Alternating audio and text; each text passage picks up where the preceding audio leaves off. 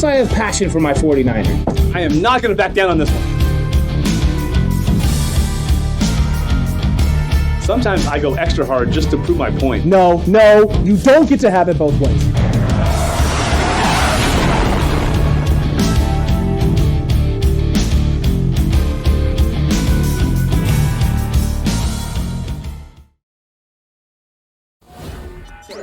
It is 49ers Face Off. That's right, folks.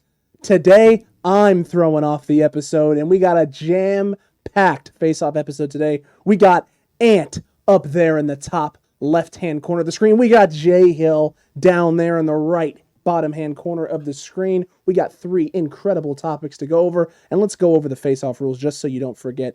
We're going to have a variety of topics. These guys are going to go back and forth. However, if at any point in time you contradict yourself, you make a hypocritical statement, you contradict, you flip-flop in any way, shape, or form, there will be a flag on the play thrown on you, either by myself, Mr. Official, or by one of your fellow compatriots out here on the episode today, either a challenge flag or a yellow flag. That will cost you the rest of your argument time. It will throw the argument back in favor of your compatriot on the other side and allow them to finish making their point without you having to say a word on the topic. So be very careful about how you choose your words. Ant, how you doing today, sir? I'm doing wonderful. I'm so happy to be here. It's a little bit of a different role for me on this episode because I'm no longer the referee for this one. I'm inside the argument. I'm taking on the one they call JHill. Accurate. Jason, how you doing today down there, sir? I'm doing great. Alex, how are you doing today? I'm just wonderful. You know, I'm ready to assume the role as the official. Looking and I'm ready. Fly. It looks official. Man. You know, I try my best. And you know what, guys? Pretty fly for a white guy. Very fly for a white guy. Italian. Before we get too crazy about anything that we got going on, and let's get to the coin toss. The coin toss is the first thing that we got to get to. And Ant won the toss today pre-show. He got to defer the first topic. He's not going to be making his argument, making his case. So JHill, it's going to start with you, sir. And we're going to start today with Jaylon Moore. Jaylon Moore performance, week 2 preseason game against the Chargers. How are you feeling about Jaylon Moore after this game? Week 2, without Bosa and a good chunk of their top defensive linemen playing, I really was hoping to see him get off the ball, be strong, not have penalties, and he let me down. He absolutely did. I watched him a lot because I wanted to see how he'd face up with those guys, and he left me thinking he needs to spend some time on the bench. Oh, okay. Did he get beat in pass pro? By your silence, I would think that is a no, which means that's a vast improvement from Kansas City, which is what you want from a rookie player. Plus, he played the entire game at left tackle, filling in for the best tackle in the NFL, Jason. So Jaylon Moore played very well. There was a couple of times in run blocking where he wasn't able to get down and pin his guy, but he's also working without Alex Mack. When you're not working with guys you're used to working with all the time, he's working with Laken Tomlinson. Normally, he's been working with Colton McKivitz. He's been working with other guys at guard. So now he's working with a different guy than he's used to. The chemistry is different, but still he played very well. A couple of run fits that didn't work out well for him, but overall it was a very good performance and better than Kansas City. So how could you be disappointed in a offensive tackle improving and getting better, especially a 5th-round rookie that looks to be close to developing into something that ultimately could be a huge hit for the 49ers in the 5th round, and he could develop into a nice fit, maybe right tackle for Mike McGlinchey one day, or ultimately take over for Trent Williams when that contract comes up. Well, let's slow our rolls a little bit because, performance-wise from this game, yes, that's one thing, but building on performance is a different thing from week 1. So, Jason, performance-wise, from week 1 preseason to this one, what did you think? Was there improvement? Was there regression? Did you like it? Did you hate it? Improvement, yes, but like I said, versus that D-line with what they didn't have, he needs to be a lot better in the run game for sure. Also, he needs to be ready to go against that D-line right now. He needs to be able to go against Joey Bosa and all those guys. They weren't playing. That's the point. That's what I'm saying, though. Is you're against saying that D-line. You're equating your argument to he needs to be ready to go against that D-line, and that is not true. No. Against the guys they played tonight. Then why did you bring up Joey Bosa? Because he wasn't playing. Because if he had been playing, Correct. Then bring he up would the have guys he's actually destroyed playing. him. He would have abused him like a stepchild. Just, wow.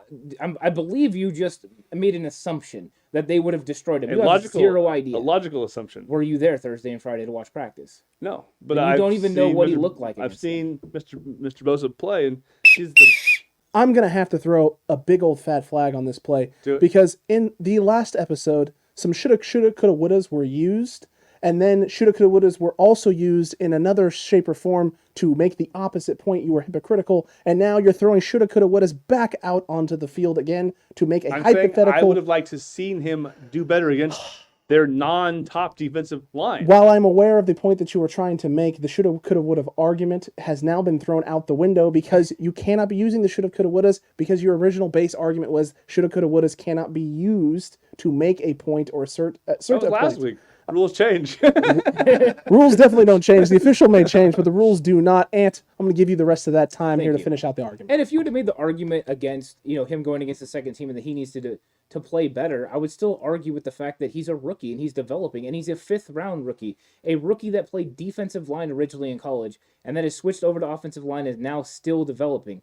You can't ultimately think this guy's going to play very good right away. What you're looking for is a guy that can come in, be serviceable, and then develop. Remember, this is a team that Colton McKivitz was probably going to be the swing tackle because of the injury to Justin Skule. But Jaylon Moore has been good enough in camp to secure that role. And now I'm supposed to sit here and hear from you that he's not good enough? It just seems like a argument that is based on nothings. So don't bring that noise towards me because I'll send it back with a nice forehand. So just really quick, Up. if Trent or McGlinchey gets hurt for 4 to 6. I assume you mean weeks. Yes, Okay. weeks. On a scale of 1 to 10, based off what you've seen, albeit very early in camp and only 2 games, on a scale of 1 to 10, how confident are you that he can perform at a serviceable job? I would say a 7.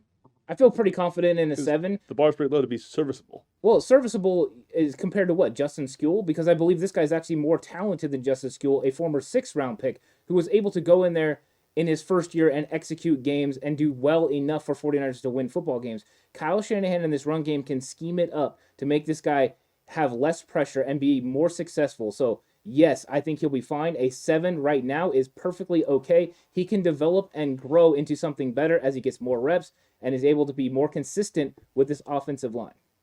If you had to put a number on it, Jason, what would it be?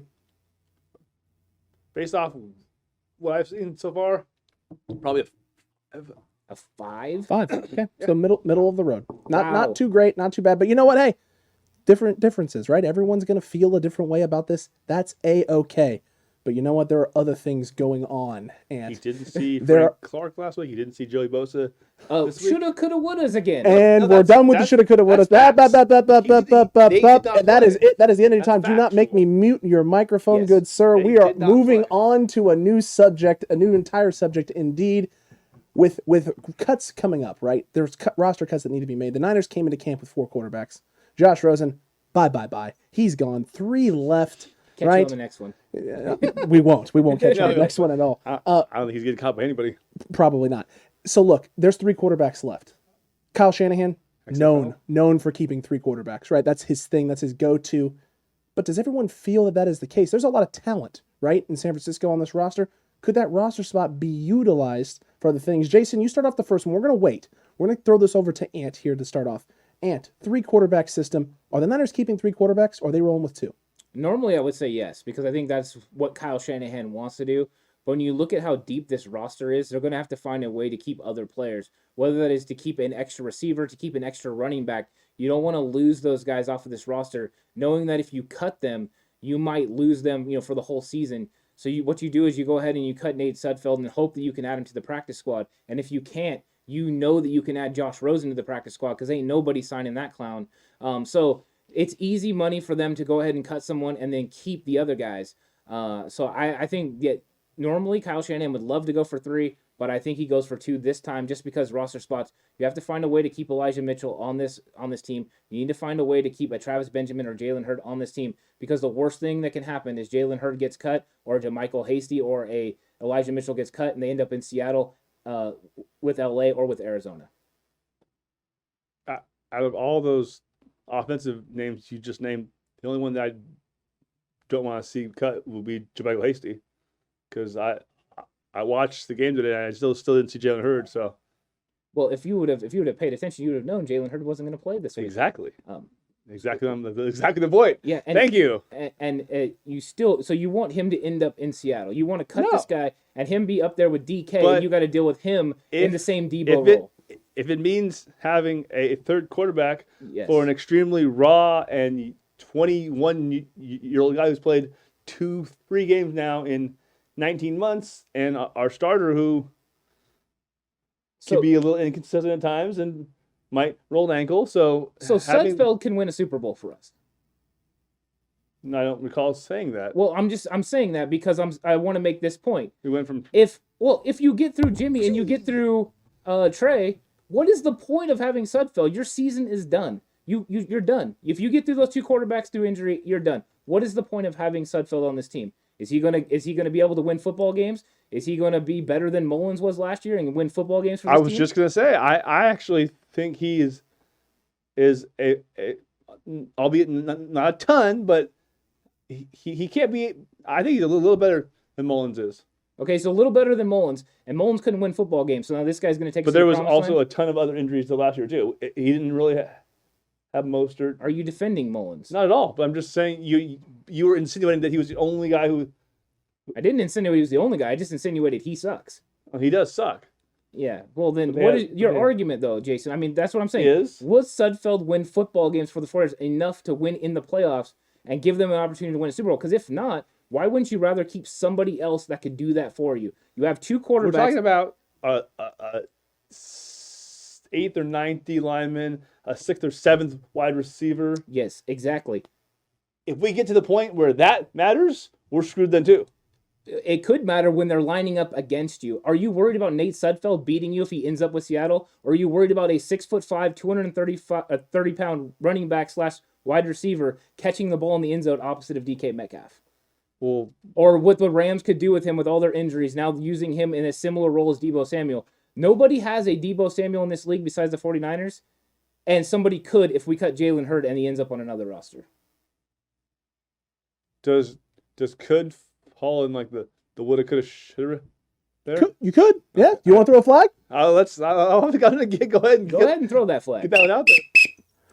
I'm going to have to throw that challenge flag. Jason's going to challenge and throw the challenge flag out there on the shoulda, coulda, wouldas. And in fairness, and what we're talking about here with shoulda, coulda, wouldas, yes, you are right in the sense, Jason, that because this is a scenario in which Jalen Hurd could or potentially may end up somewhere else, that you wouldn't make the decision.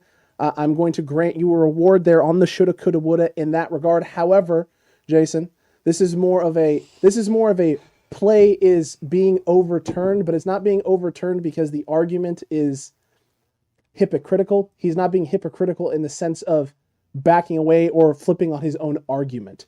He is using a shoulda, coulda, woulda to entice his own argument rather than flip on his own argument. But I am going to give it to you. We're going to cut Ant off there, and you Okay. get to finish with the The rest whole of the time. topic is a shoulda, coulda, woulda, but okay. Technically true. Technically true, but go ahead, That Jason. might be true too. I just think that we are deep enough at most every position, except for maybe corner, where if we lost a guy, I can honestly say that except for Hasty, because him being a Ram scares the hell out of me since they don't have a good running back. So that'd be terrible for him to go in there. Those other guys, I just having a third quarterback this year to me appeals because our roster is so deep that we don't need to worry about, we cut our 7th wide receiver. He might hurt us.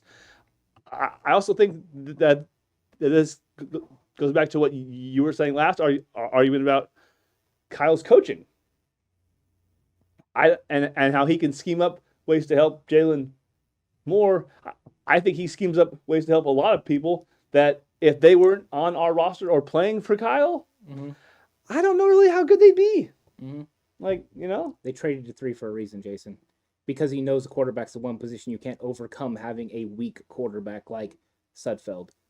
You have to have one of those top 2 guys which he do went to have 3. He two. traded the farm because he knows he needs one of those guys to pull the trigger for his football Right. team. And Sudfeld is not that guy. If you go through those top 2 guys, it's over. Your season's done. Sudfeld's not winning playoff games for you. He's not winning the Super Bowl for you. On the you might as well road, chalk up no. another season to a lost column. The first playoff game, he could definitely get. Yeah, he did that with the Eagles. He won. Right. Oh, he didn't. He beat us. Not in the playoffs. Sudfeld definitely didn't beat us, though. No. That wasn't Sudfeld that beat us. That was still That was Carson. actually still Still- Carson It was Wentz. still Carson Wentz, and Yeah. let's not forget that he had an opportunity to go in the fourth quarter of that game against the Washington football team and get against the Giants and get them into the playoffs and kind of blew it. So, I mean, if so Referee's facto, making a solid point there. just based on that, I'm just saying I got to Bad try and coaching. be fair here Bad with the coaching. neutral arguments. It's fine. It is what it is. Look, everyone, folks, it's the most exciting time of every episode. Time for the drive. It is. It is time for the drive. This is the final topic of the episode. Unlike me, you guys are going to not run over the 1 minute time limit that you have to make your argument and to make your case. You're going to be good about this. And you won the coin toss. You deferred the initial, right? And then you got that. You took your first roll at it with this last topic. So I'm going to go back to you here. Do you want to defer for this first topic, which is going to be on Kyle's comments regarding a starting quarterback and refusing to name one to Matt Mayoko, or would you like to defer and let Jason go first? I'll defer to him. Jason, you are going to be up first here for the drive. You're going to have 1 minute, sir, to make your point. 1 minute is going to be on the clock. Kyle's comments about not having or not naming a starter quarterback going into week 1. How do you feel about those? I feel it could be an issue potentially in the locker room, because all spring and all through camp, all we've heard is Jimmy's our guy, Jimmy's our guy, Jimmy's going to start, Jimmy's going to start, on and on. Now, yes, that kind of stuff gets said all the time. It can be coach talk or GM talk, but with how well that he is liked by the locker room, if people feel like maybe they're making the switch too early, they're kind of maybe being jerky to Jimmy, it could get some people kind of off their game. And I don't think he's ready yet too. So I mean, those two are kind of what I'm thinking right now, honestly. Okay. Ant, to you now, good sir. Do these comments spook you at all? No, they don't spook me at all. He's been very consistent in his comments, and some of those comments has been he's going to play the quarterback that is best for the football team to win. Whether that is Trey Lance or Jimmy Garoppolo, he's going to decide that. He has been steadfast that it's going to be Jimmy Garoppolo that is the starting quarterback, and Trey would have to outperform him. He has not said yet that Trey Lance is the starting quarterback. Yes, you're right, Jason, with the fact that you said that this could, hurt the locker room if this was something they didn't already know. But he has been very clear with them from the beginning, and it will be, an overwhelming decision by the whole entire locker room. They will know that Trey is ready to go. I don't think he's decided on that yet. I think he's just saying, hey, we're going to evaluate players. We're going to make sure that every decision comes down to the end, and we'll decide all the starters, at that time. There's no reason to name a starter now. They will name a starter, and when they do, it'll be Jimmy Garoppolo, and Trey Lance will be the backup, and they will both play in the game against Detroit. I don't think that's even I think that's probably fair. And that's probably from both of you. Those are two solid arguments from the both of you.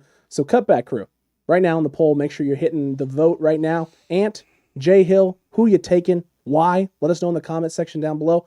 Guys, this was a very interesting face-off with some twists and some turns, some lively discussion, some debates, some flags being thrown all over the place, and the wonderful introduction of the real whistle. This was a fun episode, guys. Yeah, the real whistle. The real whistle, not an edited-in whistle. It was legitimate blowing of said We whistle. spared no expense. No, none whatsoever. It was exciting too, because we got to talk about these things from different points of view.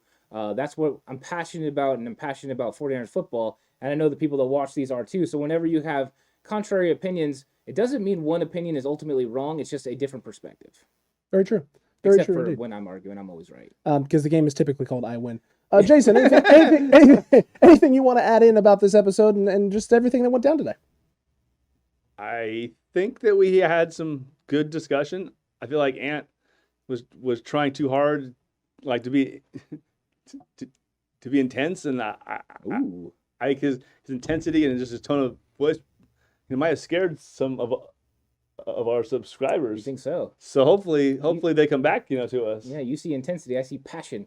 Passion indeed. And if you did accidentally hit that, the subscribe button again because it spooked you so much, make sure you hit that I subscribe button. guarantee they loved it. I would be willing to bet as well. Come on back. So make sure you hit that subscribe button. Make sure you hit that notification bell as well. That way you're here every Monday at 9 a.m. Pacific time for the rest of the 49ers Face-Off episodes we got coming your way, coming all at you. You don't want to miss any of those. We'll see you a little bit later today for the 11 a.m. recap show. And until next time, 49ers fans, you stay safe. And remember, the right way Is always the 49ers way.